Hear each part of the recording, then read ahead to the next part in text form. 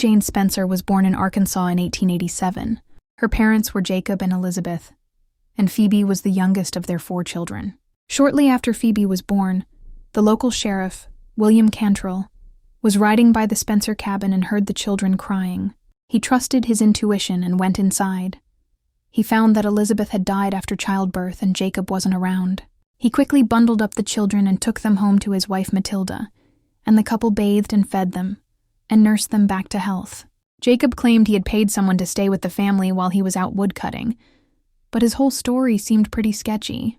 Phoebe was raised by the Cantrells. As Phoebe grew, she absolutely loved riding horses. She'd ride side saddle only as long as she could be seen from the house.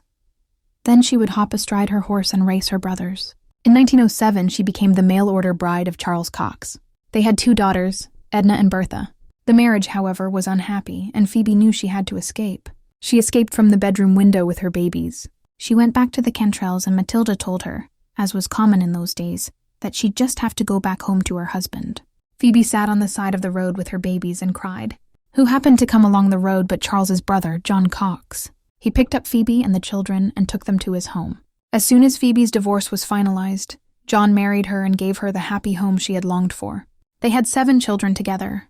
They experienced great loss in 1916 when Bertha, Phoebe's youngest with Charles, and Sanford, her first with John, both died. A neighbor had brought her children over to play, and they spread the whooping cough they were carrying. The rest of their children lived well into adulthood.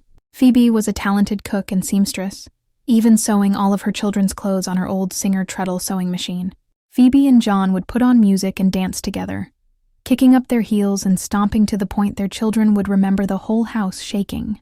They were married for 62 years before John's death. Phoebe lived another 6 years before she passed away at the age of 96.